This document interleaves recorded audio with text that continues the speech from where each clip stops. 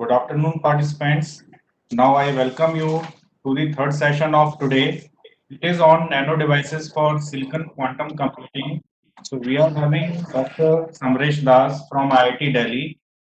Dr. Samresh is working as an associate professor at Center for Applied Research in Electronics at IIT Delhi. He received his MSc and PhD from IIT Kharagpur in 2005 and 2011 respectively. At IIT, during his PhD, he worked on the development of germanium quantum dot based floating gates, light emitters, and photodetectors on silicon substrate. He then worked as a researcher in the Ultimate Silicon Device Group led by Professor Jenner Pede Kolleke at Tyndall National University, Ireland. There he worked on the fabrication and characterization of junction lab nanowire tri-gate MOSFETs.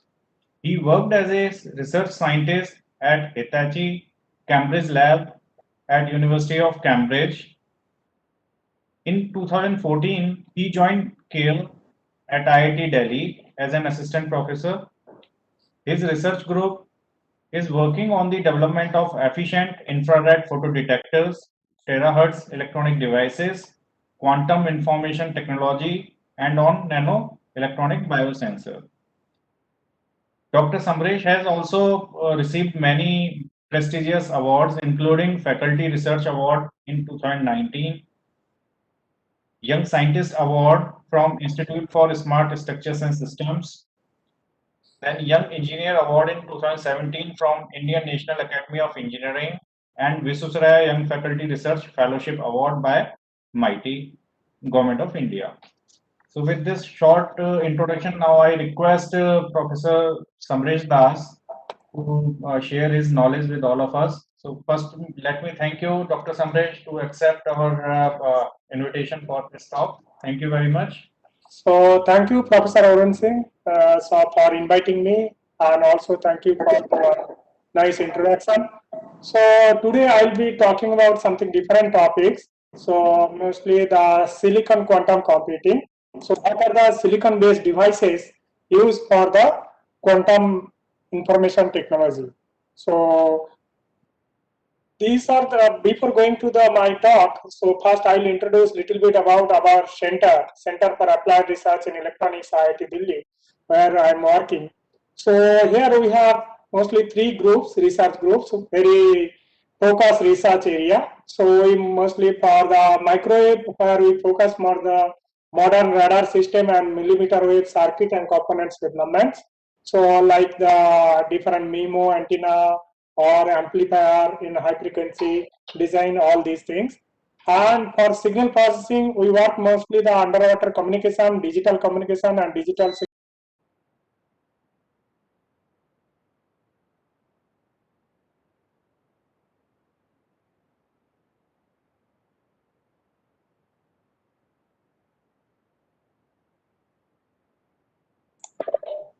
Dr. Samresh, we are not able to hear you.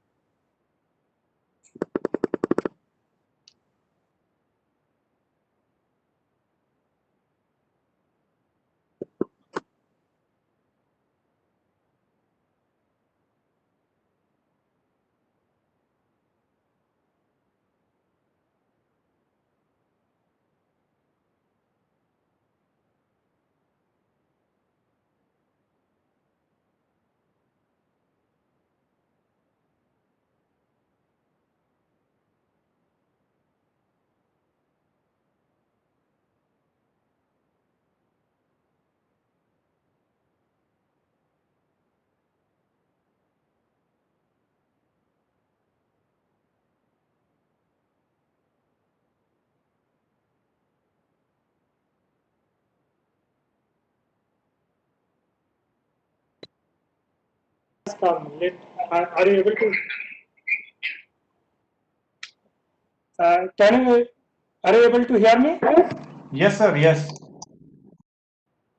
Hello. Yes, I can hear you. Please go ahead. Hello. Hello. Hello. We can hear you. Hello. Can you?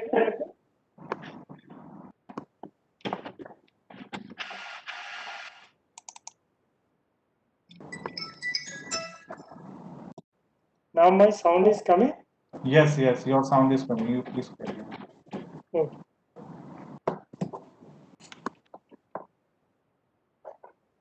So in the signal processing group, we are focusing mostly uh,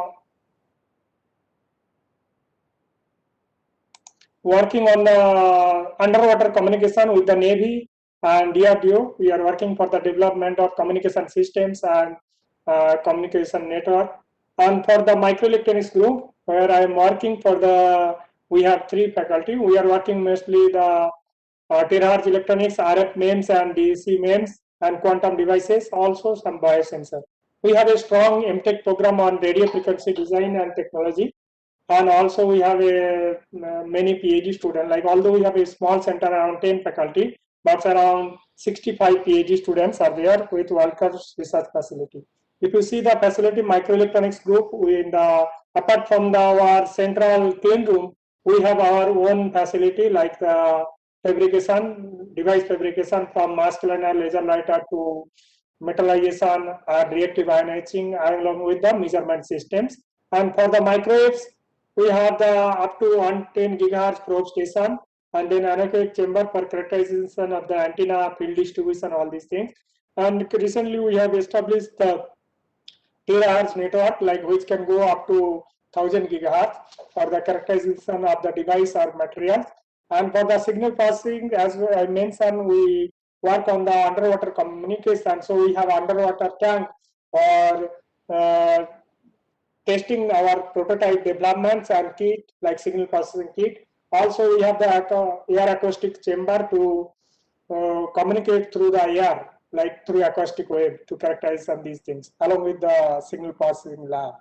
So in my research group, actually I focused on mostly four research area. One is the nanowire MOSFET for terahertz detectors and 2D materials and materials for the terahertz modulators. So we work on the terahertz electronics, and then infrared photodetectors. We work from nanowire to 2D materials and 2D 3D heterojunction.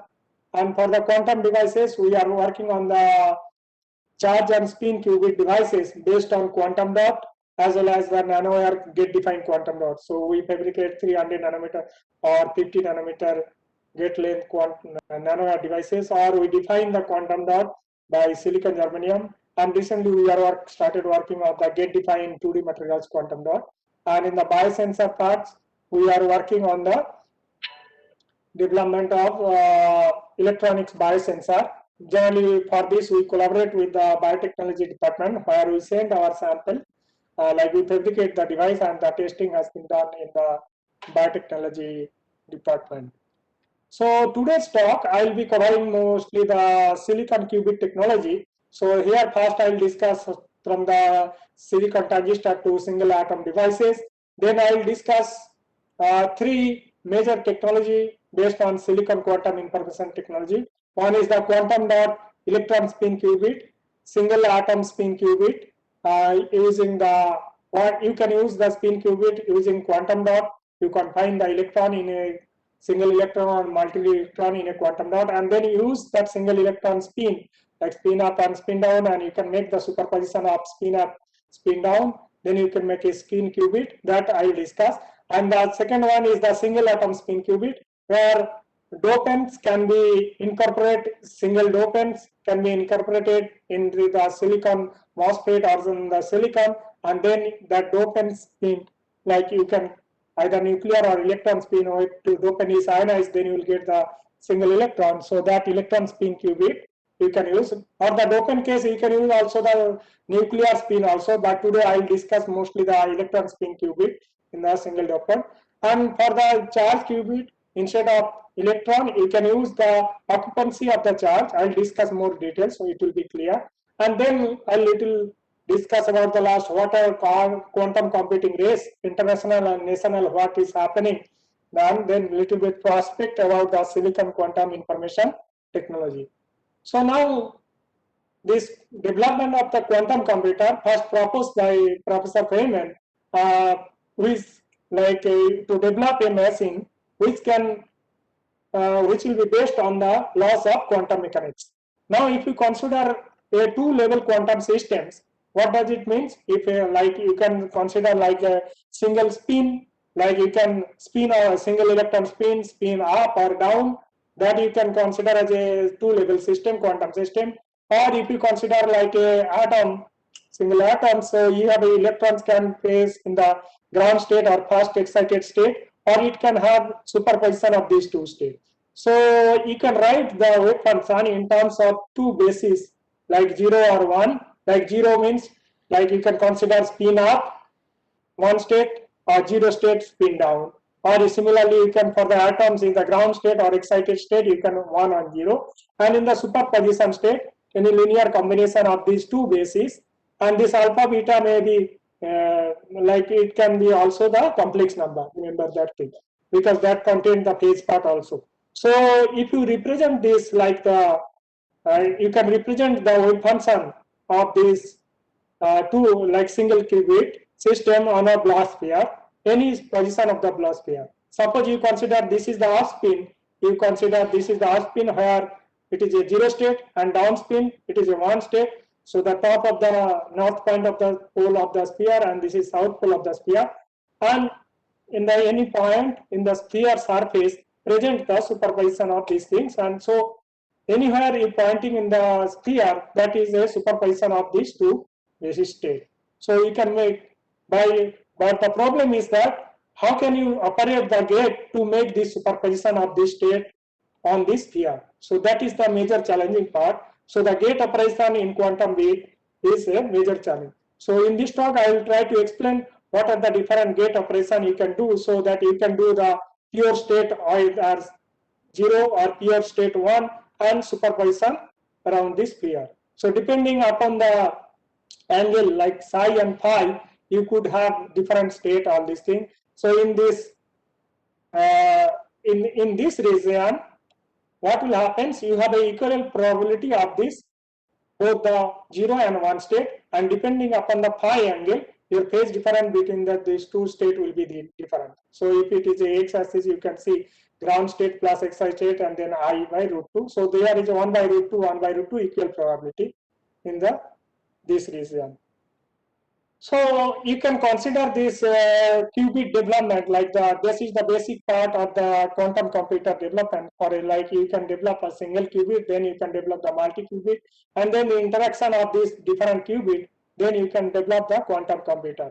So what are the advantage?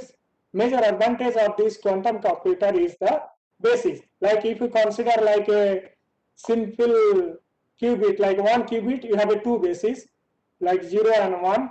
If you have a two qubit systems, you will have the 2 to the power 2 bases, like 0, 0, 0, 1, 1, 0, or 1, 1. And if you consider the 3 qubit system, then you will have 8 bases. So you could have, like if you have a n number of qubits, then you will have 2 to the power n bases. What does it mean? Each basis component like present the data, like you can incorporate the data in terms of the component of these bases, like what are the weightage of these bases, like superposition. So if you have a n qubit, you put the 2 to the power n number of data, and also you can do the easy operation also, like because of the superposition and the entanglement formation. So if you have a n normal bits, what will have? You have 2n numbers of position, because if n number of normal digital bits like 0 and 1 state, so you have 2n number of. Whereas if you have a n quantum bit, then you have 2 to the power n number of bases where you can put the data. So that is the major advantage. And so if you have to really develop the quantum computer, even 3 qubit universal quantum computer could theoretically run equivalent of a classical computer operating at 10 teraflops. So you can understand only 30 qubit system of quantum computer, 30 qubit quantum computer can do the same equivalent of a 10 trillion floating points operating per second for a normal computer. So that is the powerful technique. So even if your computer is working at low temperature, if you really develop the quantum computer, one such computer, it can replace like millions of computer in one computer. So that is the idea. But there are a lot of challenges. That's why we still now have not seen the powerful quantum computer. Although they have developed like DAFs or Google's, they are claiming more than 100 qubit. But those qubits are like they are working separately, single qubit.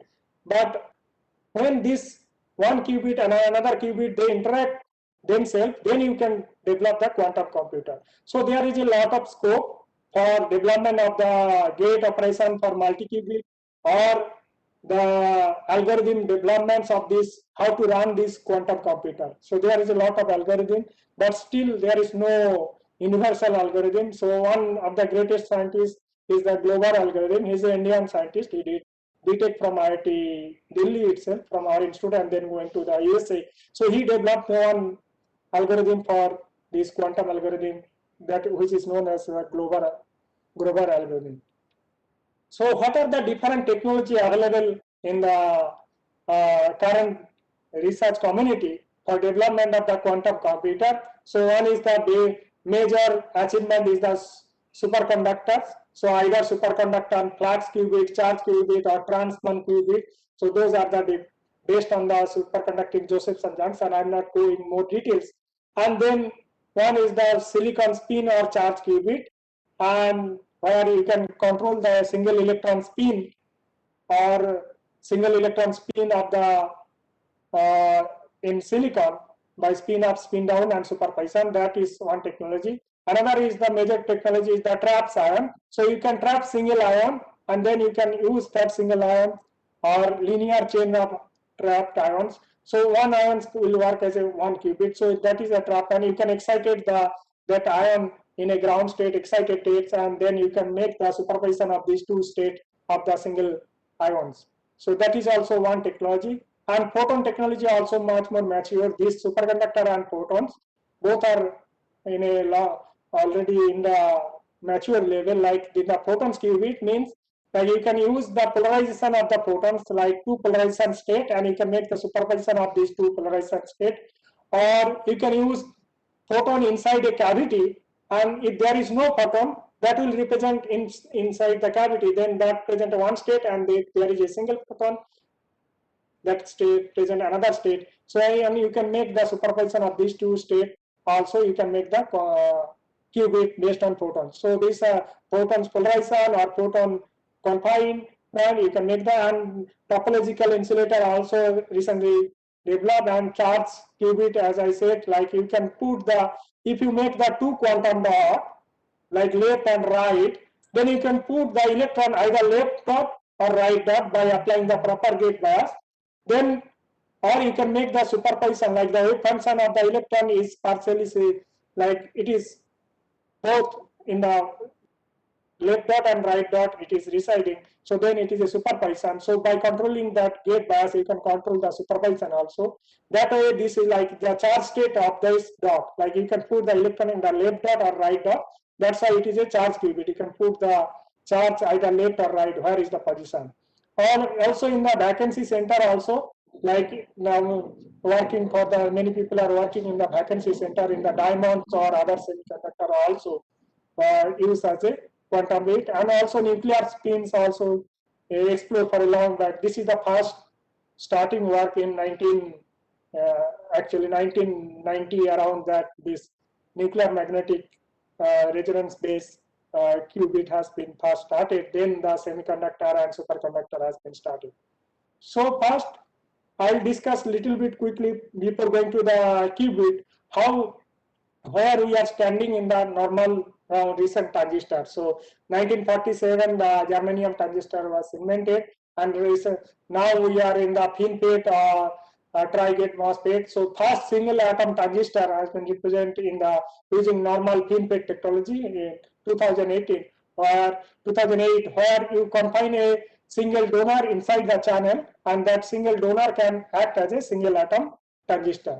So this is the evolution.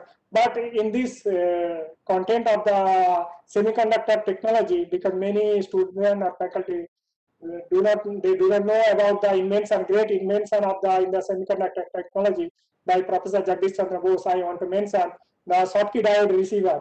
So he also has patent for the Galena, like lead sulfide point contact Schottky receiver, like that is the Schottky contact detector. Around 1897, 130 years back, he is used for the detector for the 60 gigahertz communication. So I do not have time. Otherwise, that is also interesting. Recently, we are working on this terahertz or all this frequency, like more than 100 gigahertz or something. So around 130 years back, he has shown the free space communication at 60 gigahertz using his own developed technology like the Schottky diode receiver and horn antenna and then source, all of these things.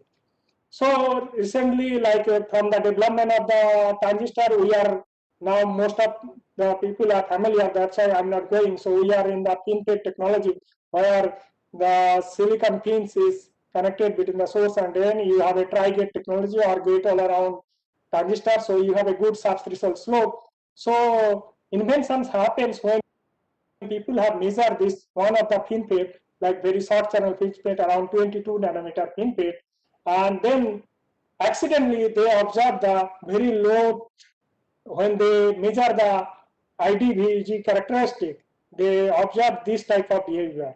Like at certain gate voltage, you are seeing sudden increase of the current, and what is happening here, like in this 22 nanometer FinFET, accidentally what happens, only single dopant inside the channel was there.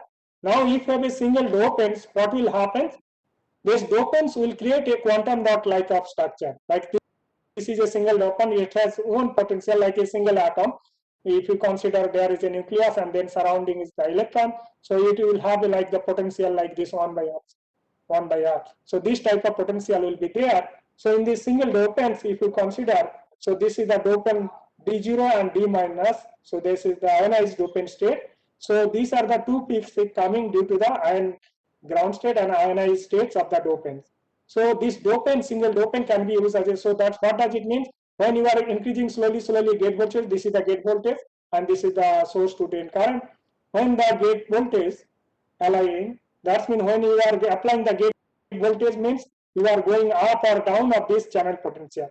When the source chemical potential align with this one of the energy of the donor, then your resonant tunneling is happening through the donor state and your suddenly current is increasing. So that's why you can use this like sudden current changes. So the subthreshold slope is very low. So and you can see the single electron tunneling is happening because once the one donor is charged these things, unless you increase the bias further, then you will not go to the D minus level. So by single electron charging, you can do using this donor state.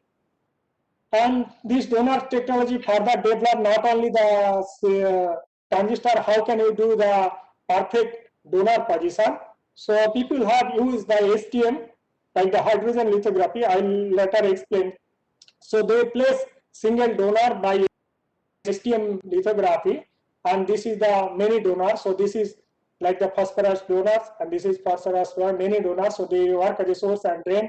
This is also gate, and this is another gate, and you put one single donor here. So then charge will go from this to this. So say this donor will work as a single atom. So then you will get the nice Coulomb charging, Coulomb diamonds for this single atom transistor effect.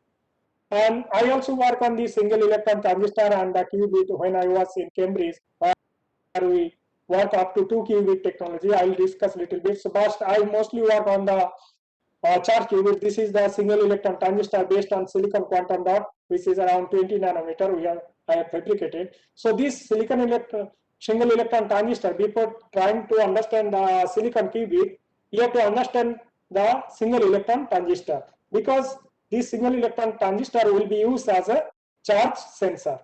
So what is single electron transistor? Either you can put the single dopant or single quantum dot. Now this is the quantum dot. This is the energy level of the quantum dot. Now when the energy, this chemical potential of the source end will align with the one of the energy level of this quantum dot, then the electron will tunnel from the source to drain. So this difference, like unless you, once this energy is filled up, then the Coulomb charging, like unless you go to the second energy level, your second electron will not move from source to drain.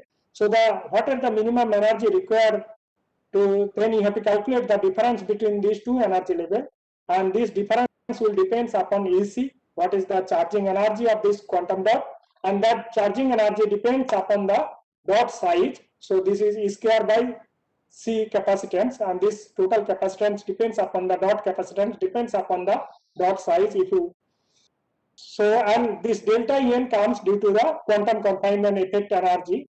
And so if you draw the equivalent circuit of this single electron transistor, so this is the quantum dot, and here you have a two tunnel junction. So tunnel junction means you have the capacitance and resistance. So both the source end and drain end, you have a two tunnel junction, and you have a gate capacitance.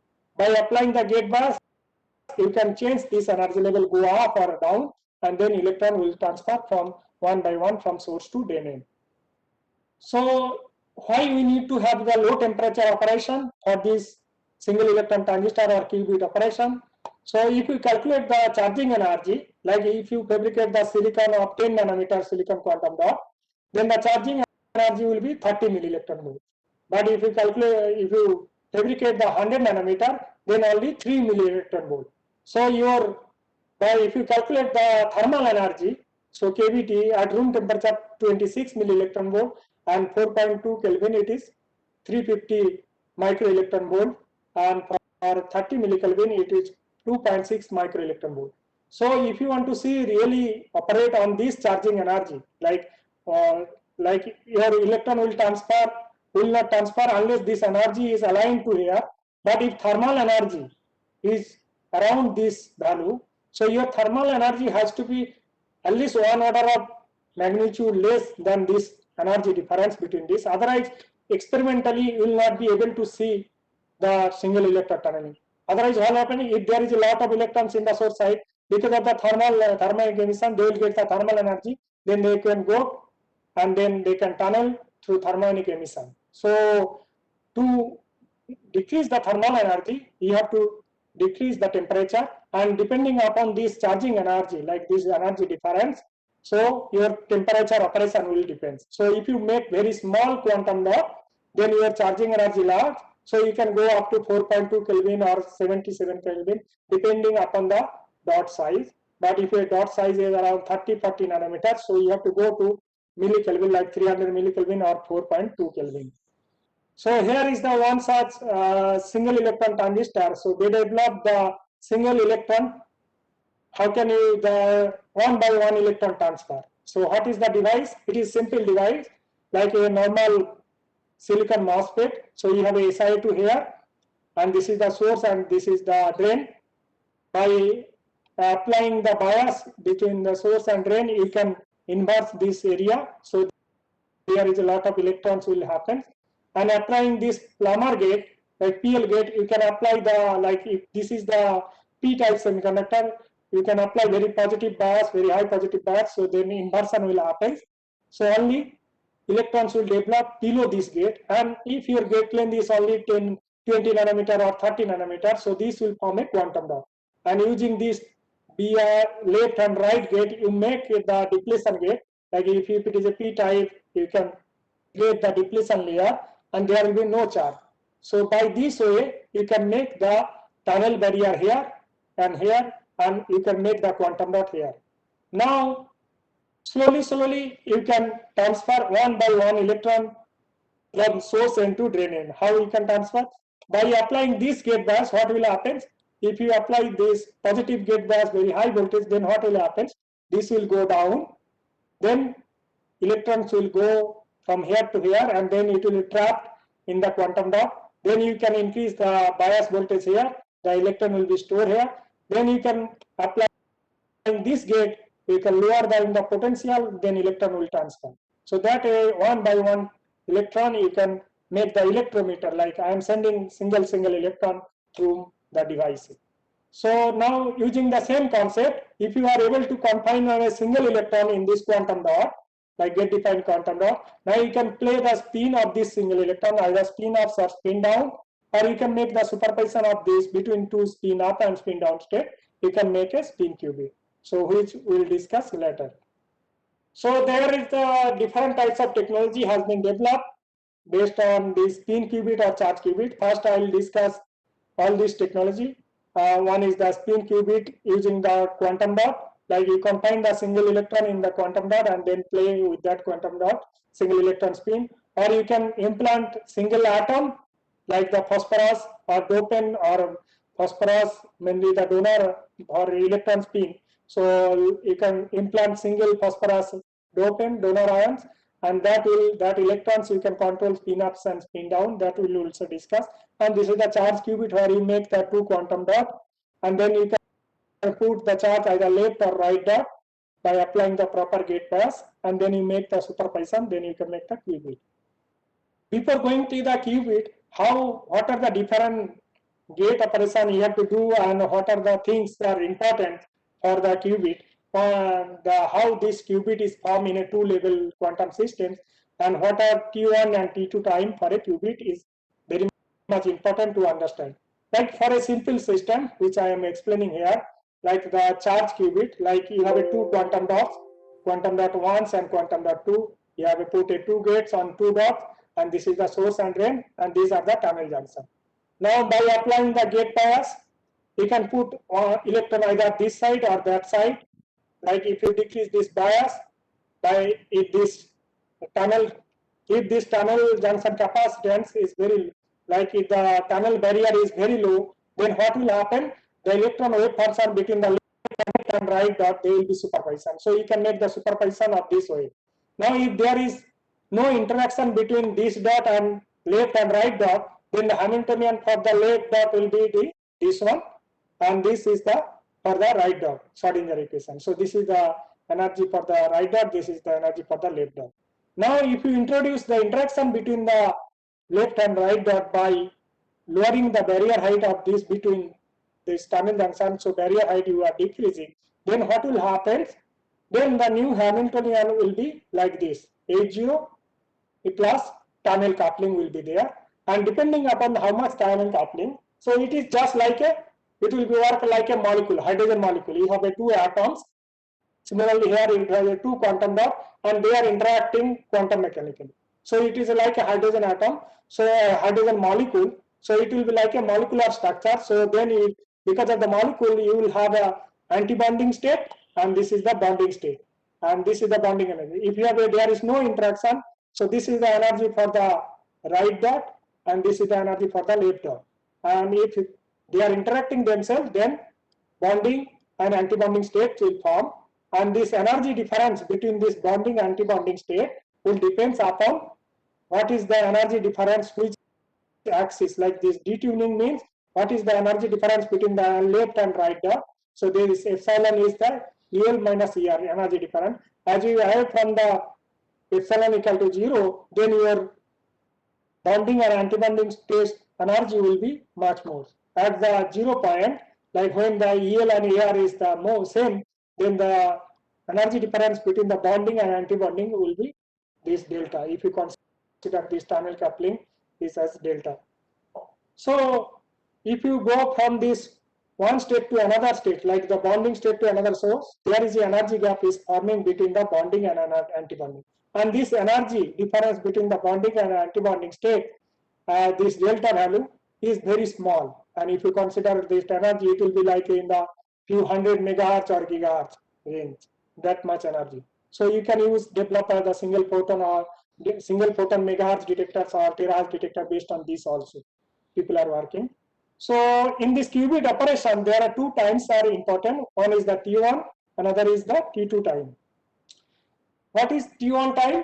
T1 is the energy relaxation times. As I mentioned previously in the blocks here, we can represent the qubit either this is the pure state like spin up, this is the spin down state. So what is the time, relaxation times? Suppose if you start with the pure spin off state, after certain time, this spin off state will convert into spin down state because there is a surrounding magnetic field is there or something there. So this is called the T1 or energy relaxation times, and this happens because if some, like for a spin qubit state, if there is a magnetic field along this xy plane, then what will happen? The electron will there is a Larmor frequency around this xy plane happens, and so that spin will transfer from up state to down state. Whereas the T2 time is the dephasing time. What it takes, like along the circumference of the sphere along this xy plane. Like if you start pure state on this, like this is the pure state, like equal probability, you start and then it evolves around this plane. Only the phase is changing of that state, and that is why it is called the dephasing time. And that is, if that will happens, if you have some perturbation, like if you have some magnetic field along this direction for a spin qubit, what will happen? Because of that magnetic field, this electron try to learn more precision around that magnetic field. So if you have a, other atoms in this silicon, like which has a nuclear spin, so that will create one magnetic field along this z direction. So that will try to rotate the spin around this plane. So that will change the phase of this qubit. So that's why this is called the dephasing time, T2 time. So for qubit operation, so you have to do all the quantum computer operation. If you decrease T2 times is very less, like only picosecond, then you have to do the operation, gate operation within that time. Otherwise, your qubit phase will change, so the state will change. So you don't want that thing. Similarly, the T1 operation. So that's why T1 and T2 operation is much more important to know, because within that time you have to do all the operation of the quantum operation you have to do. Otherwise, your qubit will not be that state which why you have started. So there is a different scheme is how to measure this T1 time, relaxation time, and T2's time. Later I will explain much more details, but the thing is that you can apply some gate bias.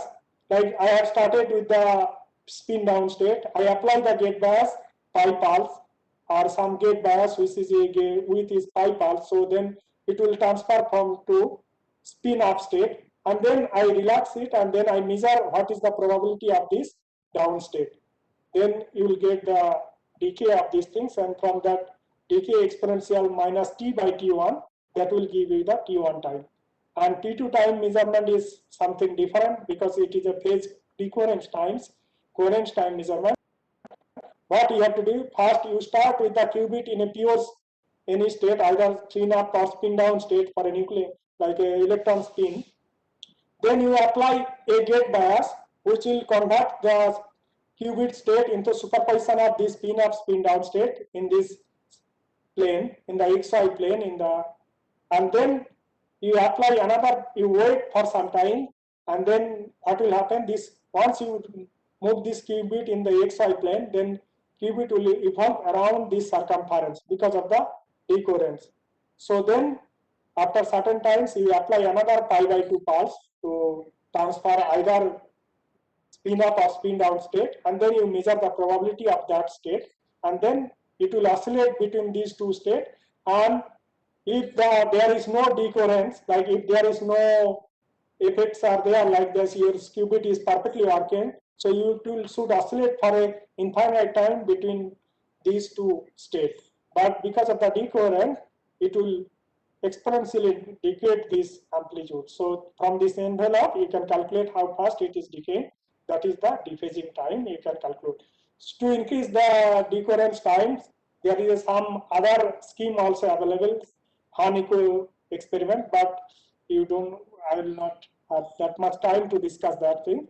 But what are the decoherence source? Like if you are working for a spin qubit, so like electron spin, so if you have a surrounding any fluctuation in the magnetic field is happening, then that fluctuation in the magnetic field will give you the decoherence of the spin qubit. Or if you have a phonon, so this phonon and electron interaction will happen other than the magnetic field interaction. Or if you have some charge fluctuation around these things, what will happen because of this charge movement? Suppose you have a dielectric, one charge is moving in the SI2 or any dielectric from one place to another place. Because of this movement of the charge, electric field will change surrounding, so that will affect your single electron's state. So that's why that will also create the decoherence apart from the magnetic field. Or if you have take the silicon, then you put a single dopant. Now if that silicon, if you have any 29 silicon, then that 29 silicon will also have extra electron spin. So that spin will interact with this single electron spin. So that will also create the decrease the coherence time. So because of that interaction, so you have to reduce all these effects by developing some technology, fabricating the devices to minimize all these effects. So you want to increase the T2 time. So first, easy for understanding, first I will discuss the charge qubit and then I will discuss the spin qubit. So charge qubit is this is what I also work on when I was in Cambridge at Hitachi Cambridge lab. So charge qubit is simple to understand. As I mentioned, you make a two quantum dot. Either you make physically defined quantum dot, like you make the silicon or germanium or 2D electron gas, you can etch and make the double quantum dot, and this is the tunnel coupling. Or you can make the gate defined, like this is the below here is a 2D electron gas all over. Now by applying this metal gate, that will create the depletion layer below this metal, so there will be no charge. So wherever there is no gate, so that charge will be here and here, so that will create a two quantum dot. So either you physically define the quantum dot, or by applying the gate bias, you can artificially create the quantum dot. So now once you create the quantum dot, if you draw the energy diagram, so this is one quantum dot, this is the another quantum dot, and these two quantum dots has a tunnel coupling. By applying this A1 and B1 gate, you can tune this tunnel coupling. So what are the overlapping of this tunnel coupling? You can tune, so that's why you can make the independent of this left and right dot working of the tune. Now by applying this gate bias A3, B3, you can put the charge either left dot and right dot, and then depending if you are putting this left dot charge, then we are talking about 1-0 state. That means left dot is single electron is occupancy, and when you are applying some other gate bias, then the electron is moving from this dot to the right dot and it is placing in the right dot. So this is the 0-1 state. Now either electron is staying left and right dot, or you can make the superposition of these things. That's why you are making the quantum bit using the occupancy of the charge either left or right dot. So that is the state of the charge either left or right dot, that you are making the charge qubit. And depending upon the interaction between the two dots, like if you have two dots, there is no interaction, like that means their tunnel coupling is very low. So then what will happen if you change this gate bias and this gate bias? Then what will happen? I am charging 1 by 1 electrons in this dot, and similarly by this gate bias I am charging 1 by 1 electron. So that's I forget about these things, these lines. First I am changing. So this is the 3D plot, like this line is saying when there is a lot of currents, and when there is a vacant space there is no current. Now I am changing the gate bias BG2 by I am changing slowly increase the bias. When the energy of this chemical potential of this electrode is aligned with the dot potential, then suddenly one electron is transferred. So you get the current spike at this gate bias. Again, because there is a charging energy difference, Coulomb blockade is there. So unless you cross the another energy levels of the quantum dot, then the second electrons will come on this quantum dot, and then this is the third electrons come in the quantum dot. So that way it's changing the current peak. Similarly for the left dot, you are changing the gate voltage, you are saying this high current because of the charging of the single electron charging. Now if there is a too much coupling between this left and right dot, what will happen? Then this will work as a single quantum dot. So you will get the only single lines of like these things.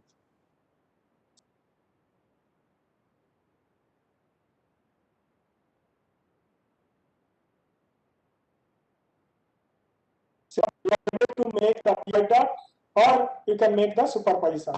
So this is the 0-0 state, like I am applying the gate bias VG1, VG2. So when the tunnel coupling is optimized, that it is not working independent quantum dot, or it is not working as a single quantum dot by applying this gate bias. Then what will happen? I apply the VG1, so I put the 1 electrons here, or I apply the VG2, another electron in the right dot.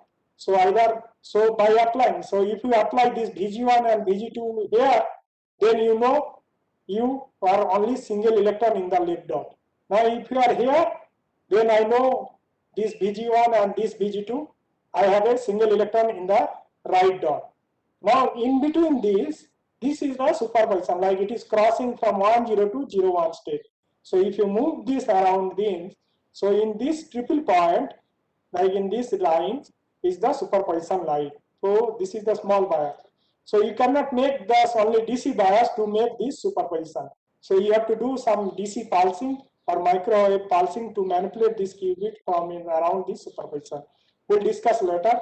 So this is the magnified version of this figure, where it can be explained like when 0, 0 state, so there is no electrons. Electron cannot stay either left or right dot. We are aligning the potential like this way. But if you go down this potential left dot, so the electrons from this chemical potential is aligned with the left dot. So they are filled up with the one electron, whereas the chemical potential of the right dot is up. So electron cannot stay here. So you can make this is the 1, 0 state. Similarly, you can pull down this state, and then electrons will go in the right dot, and this is up. Then you can pure state 0, 1. So in the block sphere, you can make this is 1, 0 and 0, 1. This is just 2 state. And in this is the triple point, where you can take 0, 1, 1, 0, 0, 1, all these state. So by applying proper gate bias, you can introduce the tunnel coupling between the quantum dot, and you can operate as the qubit. You know from this DC stability diagram. So this is all DC measurement. So this is the current, like the third axis is the current, this is the gate voltage. So by applying the gate voltage, you can create the cryo state of the qubit, either 1, 0 or 0, 1 state or different state. This is the one such example has been developed in the semiconductor silicon qubit, where they make the charge qubit, and they how they make, so just the previous case, like this is the top, this is the L1 and L2 gate, this is the SiO2 thin layer silicon. Try to understand this figure, very much important. Now this is the gate, first gate, L2, L1. Now when you apply, suppose this is a P silicon, and this is the N plus source state. Now this is P silicon. If you apply the positive gate bias, then the electron inversion will take place in this region, wherever this. Now using B1, B2 and B3 gate, you are applying, you are depleting. So that means you are not the threshold voltage of this PMOS. Like this is the P channel. So it is not inversion is happening. So you are just depleting the charge carrier. So there is no charge. Whereas P1 and P2, another top gate you apply, where you can create the inversion here in this region. So this is the small region. So this is by applying proper gate arrangement, you can make dot 1 and dot 2. And by applying this B1 and B2, B3 gate, you can control the tunnel coupling between these dots. So this is the one tunnel junction, this is another tunnel, and this is another tunnel. So these are the B1 and B2, 3 gates. There we are depleting the area, so that's why barrier is here. And this is the inversion, one dot, and this is the another inversion, another dot. So by applying proper tunnel coupling, you can see this is the stability diagram. When I change the gate bias between P1 and B3, P1 and P2, so I can see the stability diagram of this chart, and you can see the hexagonal. So they are coupled state. So this quantum dot is coupled, and then if you even introduce further more coupling, tunnel coupling, so then it will be like this structure. And if there is coupling is very low, so then you will get the straight line like structure. So depending upon the how much coupling you are giving, so then you know this left and right wave function they are overlapping, then you will get this honeycomb or this type of structure. So then you know you can make the superposition by proper biasing. So that way you can physically make the qubit structure in the quantum dot, like the charge qubit, like left and right dot. So this is another example for the physically defined. The previous one is the gate defined quantum dot. So you pattern the silicon, this is highly doped silicon, you can pattern this, and then you can control the charge carrier from this left and right dot by applying this and this gate bias. and this is the single electron transistor, which will read out this qubit. Read out means if there is a charge motion is happening from this to this dot, then the electron potential around this single electron transistor is changing. So you will see the change in the current in this single electron transistor. So that's why it is a charge sensor, single electron transistor.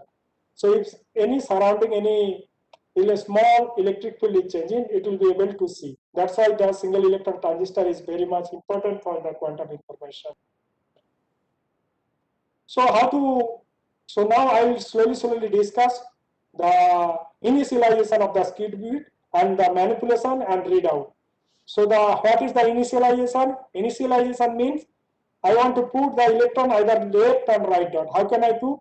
By applying this gate bias. If I apply very negative gate bias, then this will be depleted, or this energy will, if I put up and applying this gate bias, I put the energy is down of this dot, then the electrons will go from left dot right to left dot. So this is by applying the DC bias, you can initialize the qubit like either 0 state or 1 state. 0 state means the electron either in the left, that is 1 state, another electron in the right quantum dot, this is another state. Now this is the initialization, and you can read out the electron is either 0 and or the left or right dot, that can be read out by the single electron transistor. But what about the manipulation? Manipulation means I want to first manipulate this qubit from the 0 state to 1 state, and we want to make the superposition.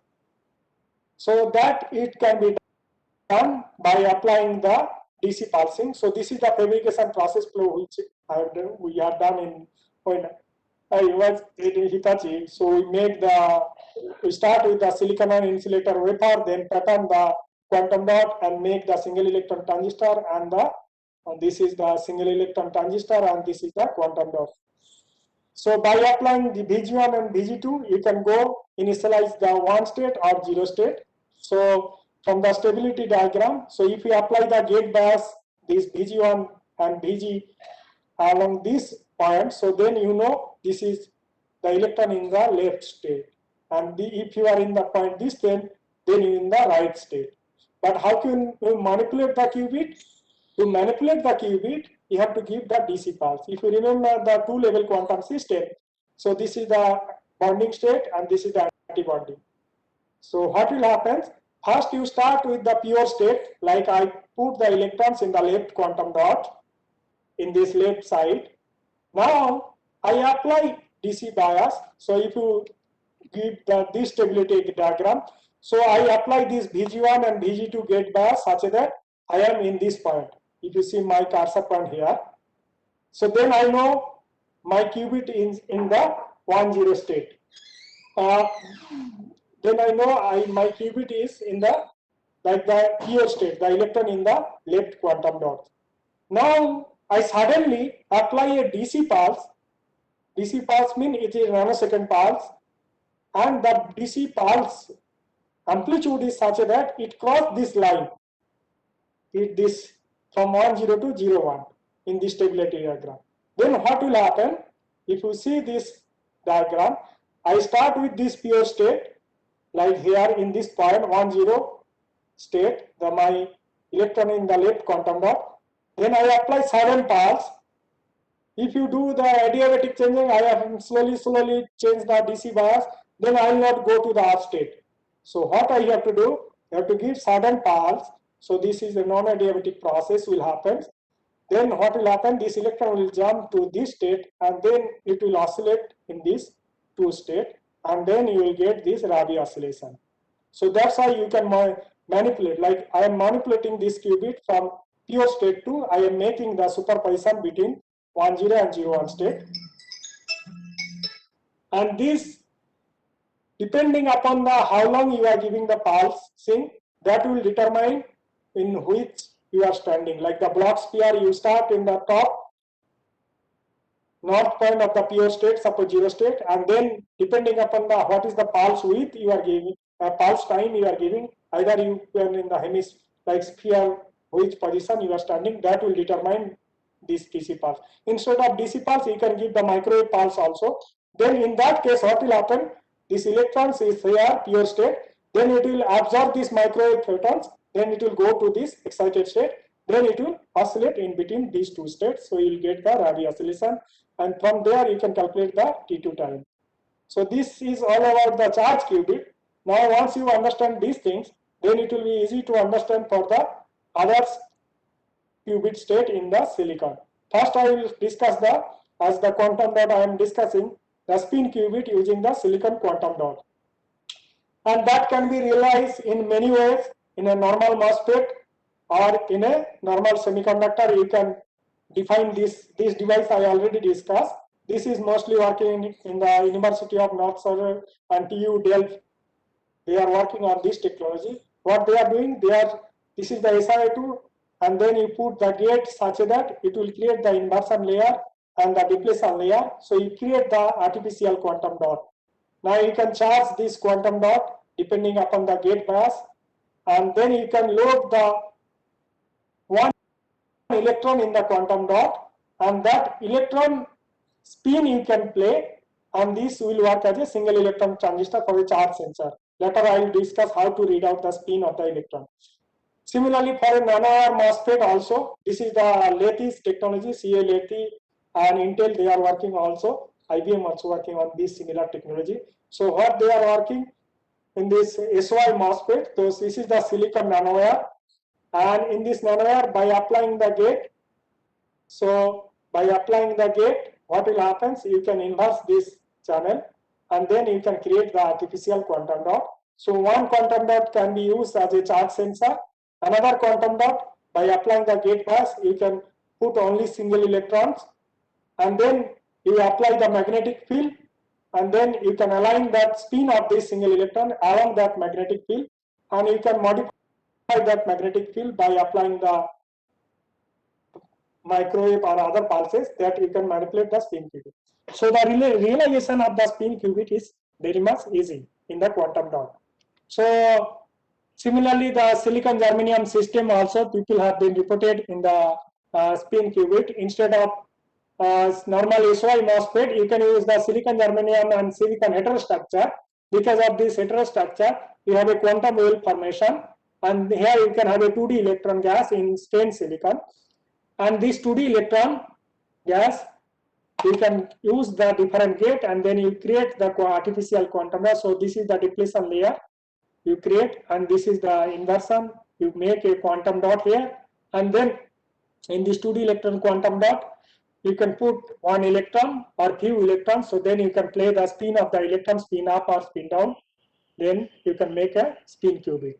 So how spin qubit can be realized? Like how to initialize the spin qubit. So initialize means how can I put the spin up and spin down state. Initialize means how can I put the in the Bloch sphere, how can I make the 0 state or a 1 state. 0 state means suppose you consider this is a spin up state electron, and this 1 state means spin down state. How can you do that?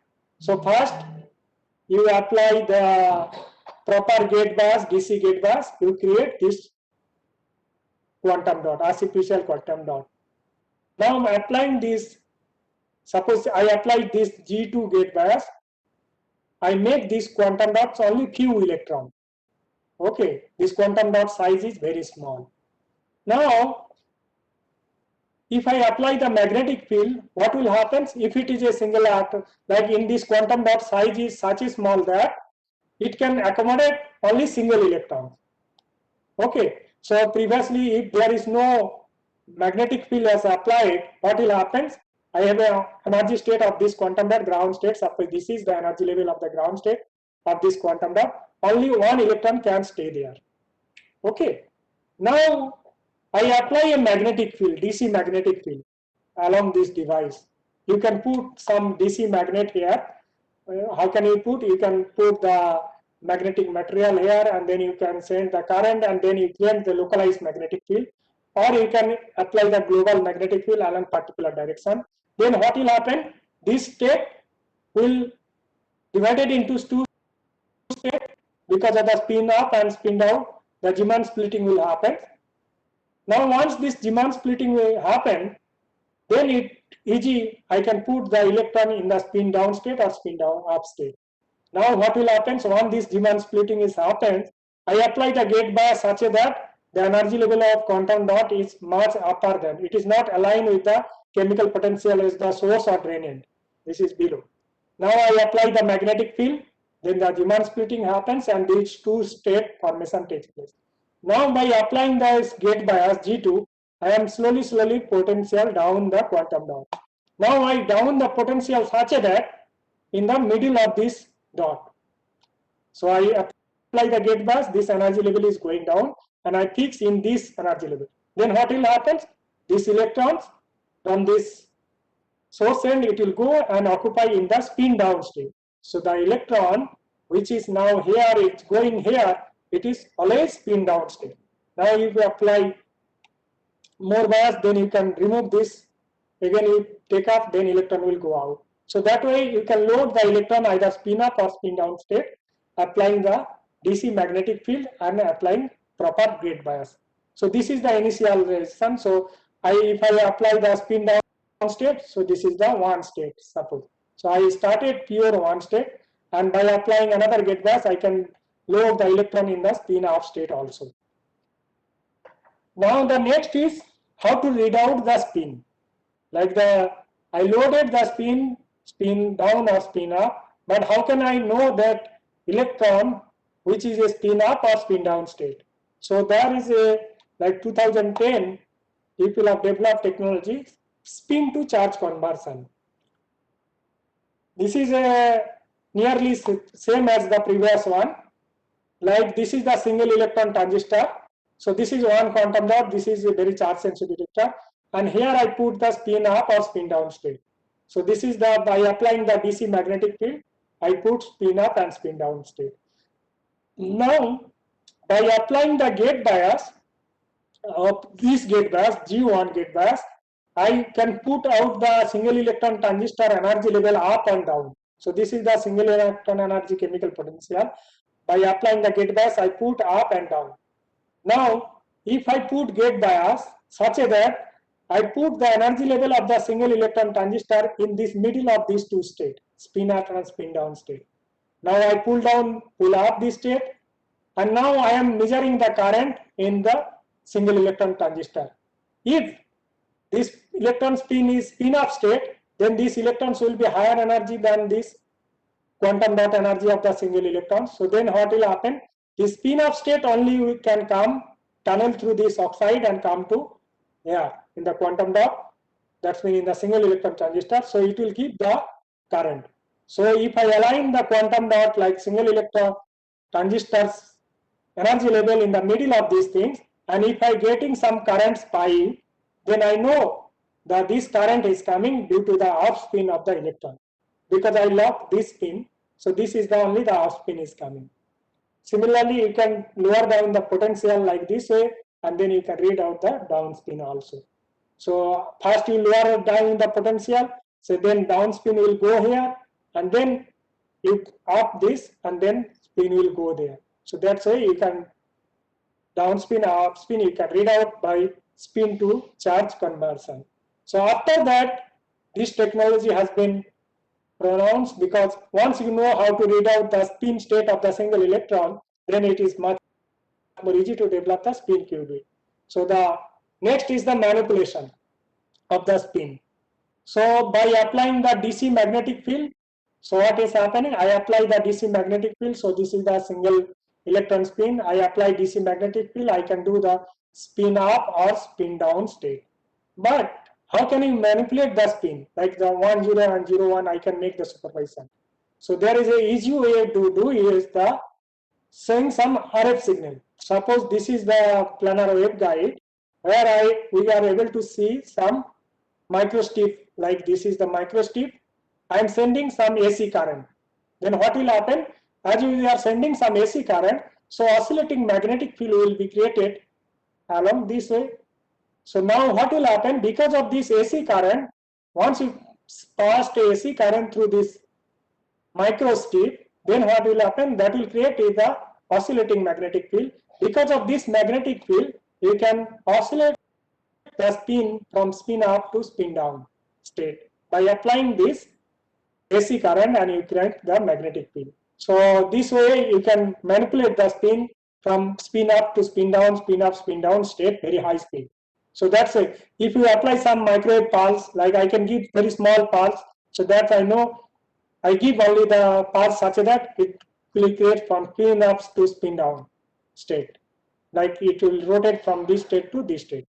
Okay. So that way you can manipulate the spin using this microstrip line by sending the AC current manipulation.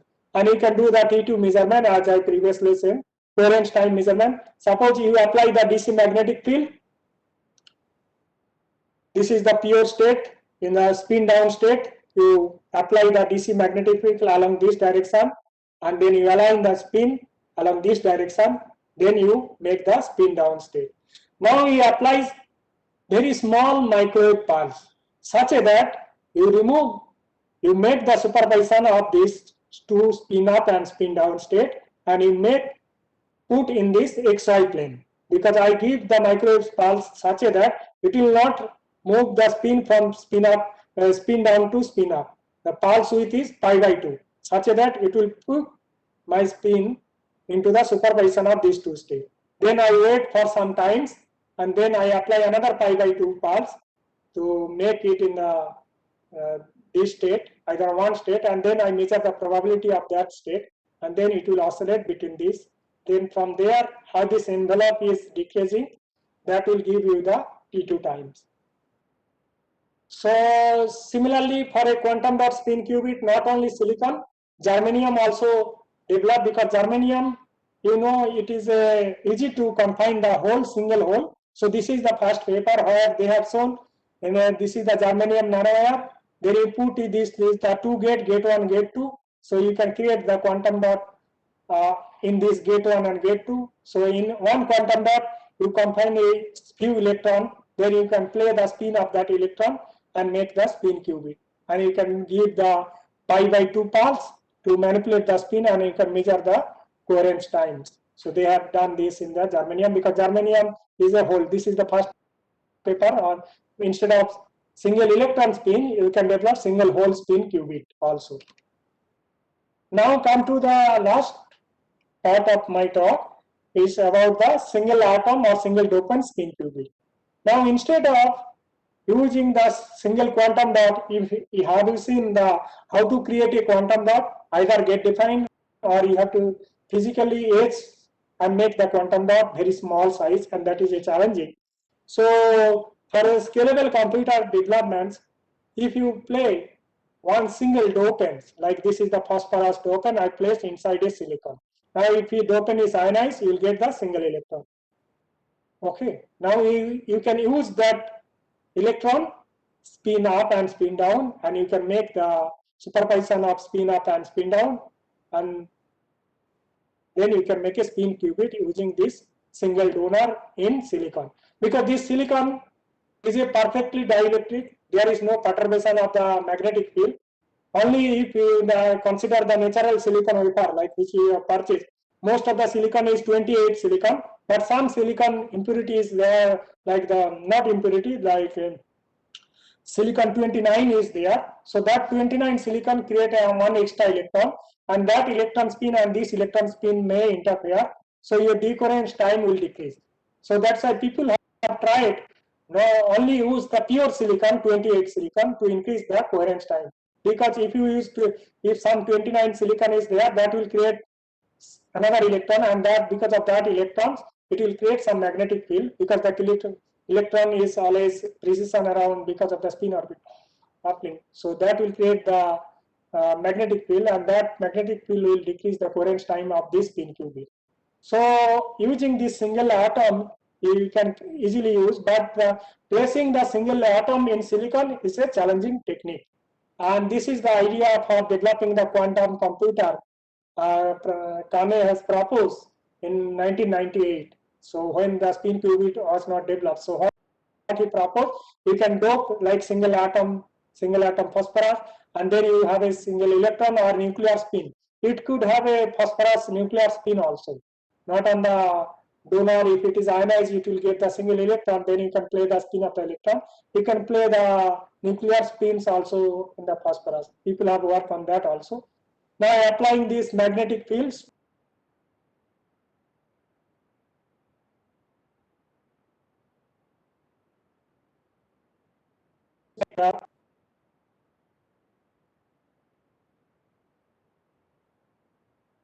way and different material has been explored for the spin qubit in not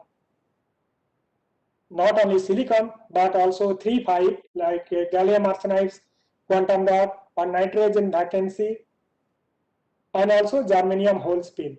But the silicon is a preferred material because you can create, like compared to, like if you consider this germanium and gallium arsenide, they have a larger spin orbit coupling compared to silicon, because if you go down to in this periodic table along this direction, spin orbit coupling will increase, and when the spin orbit coupling will increase, so your decoherence time T2 time will decrease. But as T2 time will decrease, but you can do the fast operation. But the major challenge is the germanium or gallium arsenide system. They have a higher spin orbit coupling, so you have a T2 time is less. That's why silicon is preferable. And you can prepare the pure silicon like 28 silicon, where you don't have any isotope of 29. So there is no, you can increase the coherence time. So that's why single donor and silicon is preferable. And many universities are working on this single dope and speakweed. Famous is the University of North South Wales and TU Delft group. So there are different techniques for how to implant a single electron on a transistor. So you can use this is the one technology developed by Lawrence Berkeley National Laboratory, and this is the general technology used by University of North South Wales. You have a nano implanter.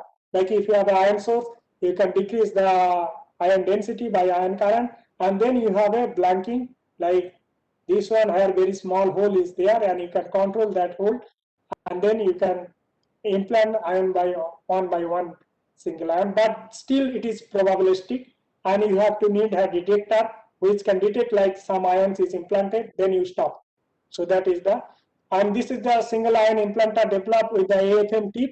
Like this is the ion source they use, and this is the ion source, and this is the AFM tip, and on that AFM tip there is a small hole. Now you are scanning the transistor, and where you want to put the dopants, that time you switch on this ion source. So you know, by using AFM tip, you know where you are sitting on the transistor, you are scanning, and then you do the implantation. So this is a very beautiful technique way to implant in normal transistor where you want to implant. But in this technique, it is hard to implant on the channel or any region. This is a little bit probabilistic, but this technique is much more accurate. So how this single dopant can be work as a spin qubit and how to manipulate that spin qubit, same as the quantum dot. So what you have a single electron transistor. So this is the single electron transistor, like a point contact devices, which can detect like the spin is up or down, because you can align the energy level of these point contact devices in the middle of the spin up and spin down state, and then you can read the spin state. And that is the, by applying the magnetic field, you can align the spin, this single dopant electron spin by up or down, and you can manipulate the spin how, as similar as a same as the quantum dot spin qubit. You have a line, RF line is there. You can send a AC current here, and then it will create a magnetic field, varying magnetic field. So that will manipulate the spin. Manipulate means it will spin up and down, because this is the time varying magnetic field. It will oscillate the spin in the spin up and spin down state. So by applying the DC magnetic field, this is the B0, we can align the spin up and down, and you can read the spin by using this single electron transistor, and you can manipulate the spin by applying this AC current, and then you can read out the spin by using the single electron transistor.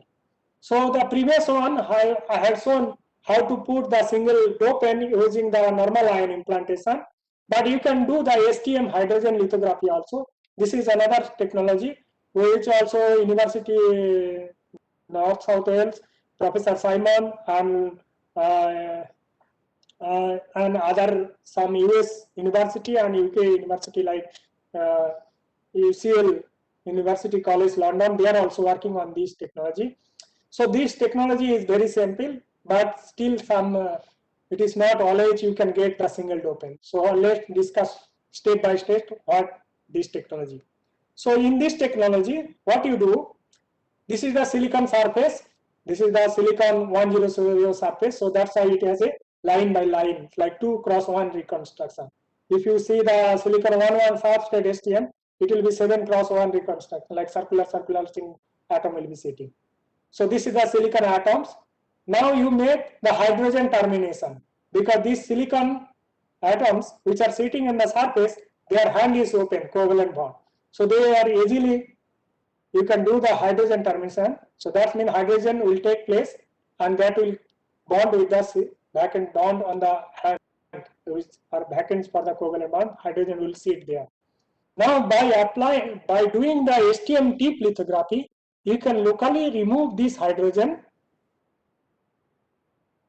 termination, which you have done hydrogen, that you can remove this hydrogen locally. So by applying deep, so you can remove this hydrogen, like suppose I remove 3 hydrogen. Now first you do the hydrogen termination and then remove locally only by STM tip, you remove the hydrogen. Now once you remove the hydrogen, after that you expose this silicon wafer with phosphine. Then what will happen? Wherever at least there is 3 hydrogen bond is removed, around more than that, then 1 phosphine atoms will sit there. So this is the phosphine atom. Wherever there is hydrogen bond is removed. So that way you specifically design the area where you want to put the single dopant. Then you remove that hydrogen bonds in those area, and then phosphine atom will sit there. And then if you heat it up, then hydrogen will be removed, and then only phosphorus will be sitting there, and you can do the hydrogen termination and eject it. This dopant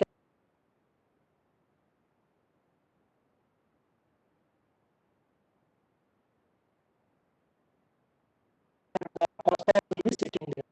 So that way you can put, by using the STM hydrogen lithography, you can put the single phosphorus atom one by one, and you can put the single atom like this way.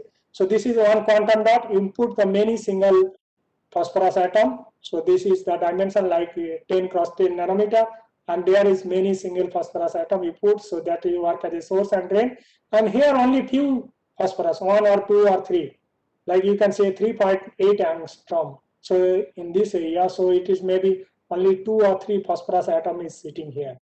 And if you measure the stability diagram, like I applied this gate bias and this gate bias, the current which is passing through this single electron transistor, that depends upon this of the spin of the state. So you can now you can initialize spin of this few phosphorus dopant by spin up or spin down, and then you can make the spin qubit. So that way also people have worked on the spin qubit. So this is the all about the qubit different architecture. Now people are going for single qubit to many qubit. As I mentioned, superconducting, other already people have developed many technology.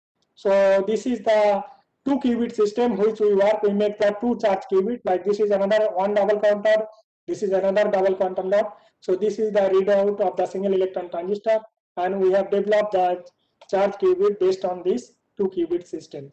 And you do the charge stability diagram, and this is the experimental and this is the simulation for this 2 qubit charge qubit. And not only the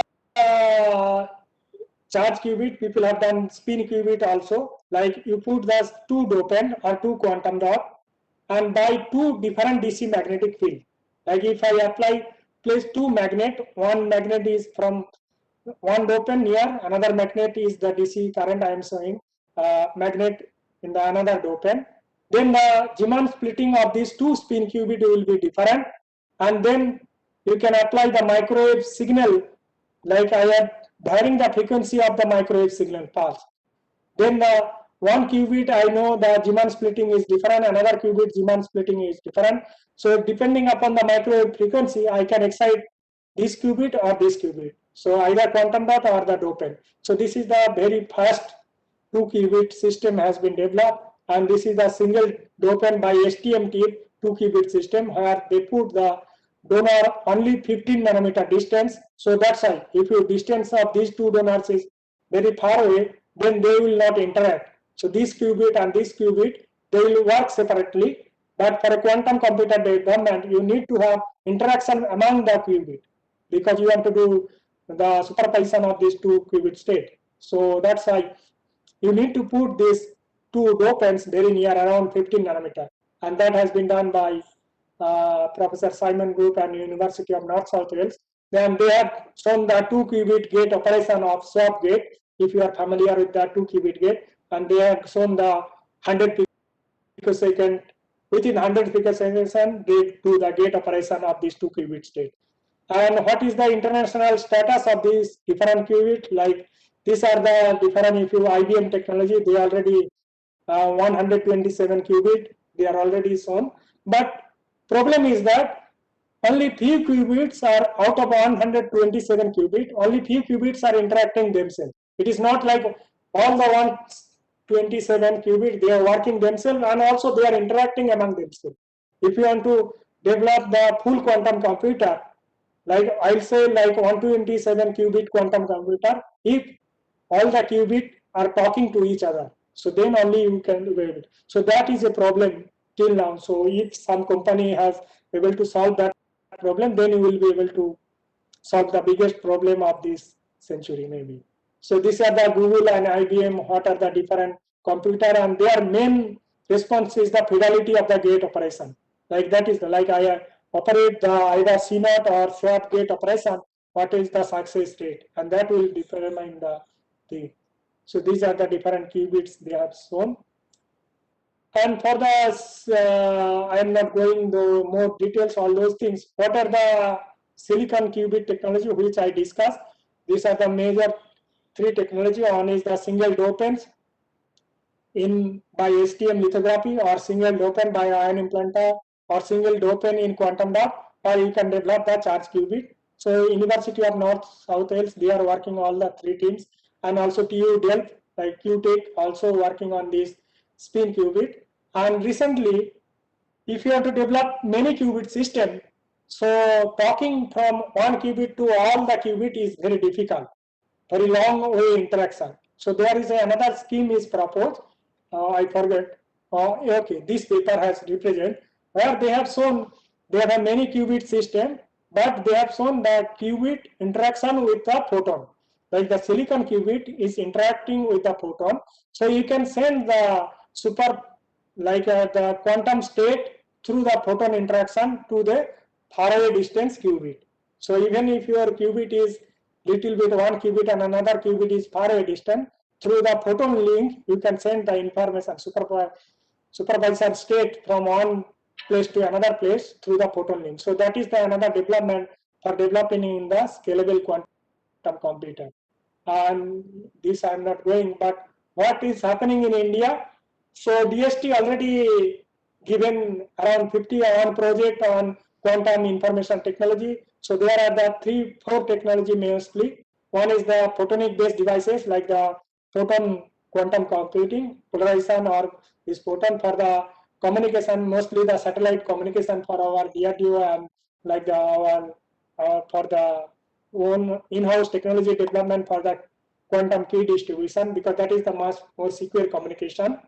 And quantum technology based on nitrogen vacancy, and quantum technology based on ion trap and optical lattice, and also superconducting and quantum dot devices. And this is the outcome of this, like what they have projected for this DST, like already is third year, I think it is going. So demonstration of 8 qubit quantum computer for communication in the free space, and quantum algorithm development. These are the major things they have taken. And also IISc Bangalore all working all these 4 technology, photon, superconducting as well as semiconducting. And One of the notable for the superconducting in India, Professor Bezai. So in TFR, he already shown 3-qubit processor using superconducting qubit. You can go through his web page if you have interest in superconducting qubit. And we are also working with Professor Bezai and Professor Mahapatra for development of the silicon qubit. So our mostly we are using silicon germanium and silicon system 2D electrons get defined quantum dot spin qubit. So our is the 5-year project. So we want to demonstrate 2-qubit soft gate operation. And for the photonic qubit, IIT Delhi, Professor Joy Ghosh, Professor Bhaskar Kansari are working on this photon qubit. Also the HRI, RRI, Professor Urbosi Sinha also working, and also from IIT Madras, Professor Anil Prabhakaran, and from other ISR also working on this quantum technology. Mostly ISR Pune, ISR Mohali, they are working both the atoms and quantum key distribution NMR things. So if you are interested, what I am saying, this is the purpose. And there is some company also develop in India on these quantum things. One is the IBM. India have made their center in the quantum technology at Bangalore, and also this is the US based company Automaxi. They also set up a center at in Bangalore, and Q Lab also working on the quantum cryptography. And this is the mission for all of you know for the budget 2020 proposed the 8,000 crore, and the DST new call will be coming in soon, like we are expecting in the August, maybe call will be open for new proposal submission for the quantum.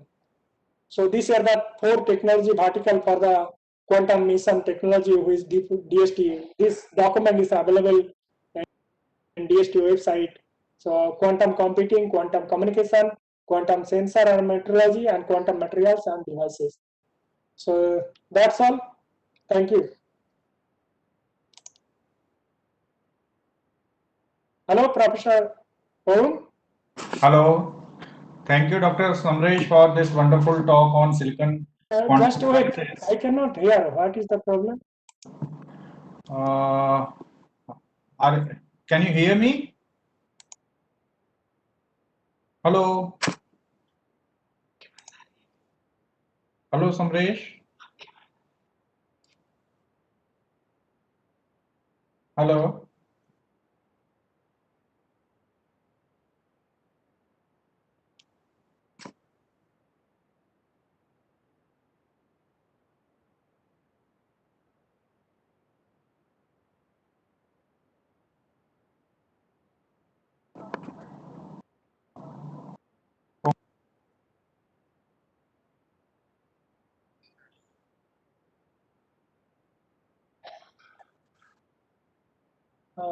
In the presentation,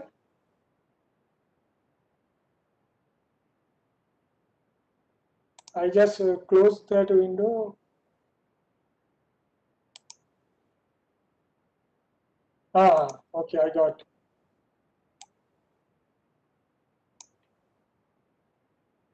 What kind of optical source is used for STM hydrogen lithography?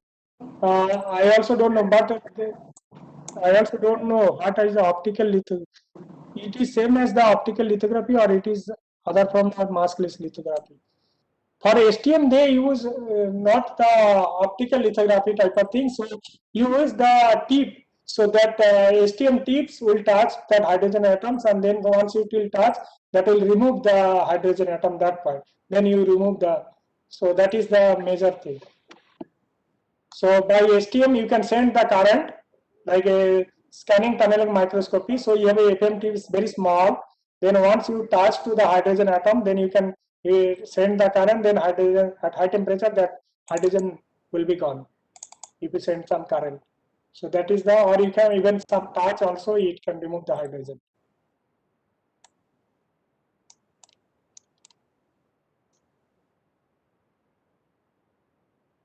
So this is the last question. Sir, quantum dephasing via sigma z matrix add a decoherent terms in off diagonal or effective Hamiltonian. Dephasing via sigma z matrix. Yes, sigma z will be different in terms of off diagonal terms of the effective Hamiltonian. So the dephasing times, if your the magnetic field is along the z direction, so that will only the decoherence time in the decoherence time, not in the T1 time. That's if it is a z axis. But I did not understand the off diagram of the effective Hamiltonian, which it discuss the Hamiltonian, that is the tunnel coupling. So tunnel coupling will not change, or he will not change.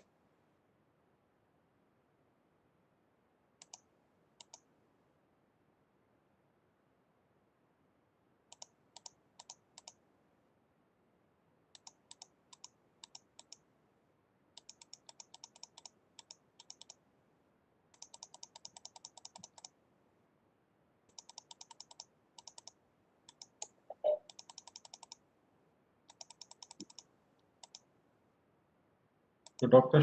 So Samresh, you can want to use the nanoscale device facility. So you are free to access the nanoscale device facility at IIT Delhi, so a clean room.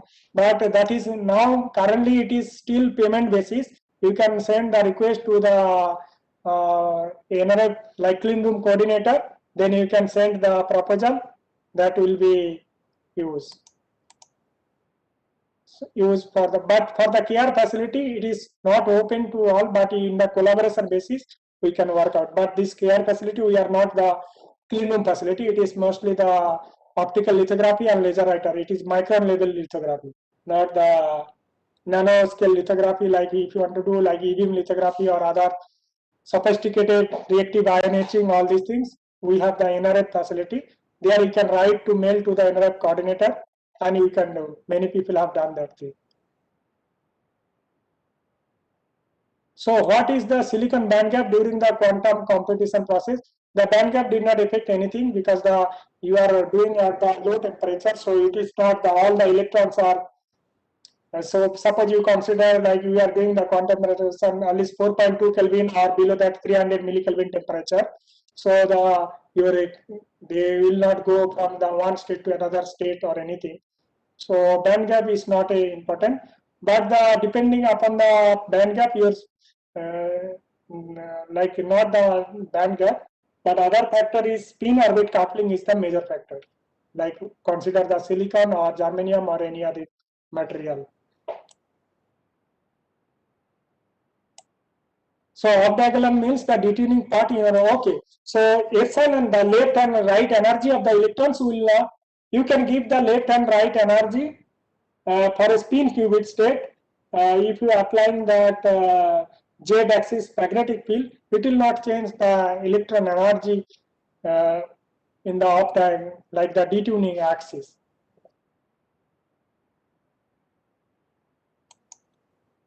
Any other question? But I don't know how can why I cannot hear you. so I guess we are not having enough questions. So Maybe I have to go to the. hello Samresh. I left any more question? No, I guess there is no question.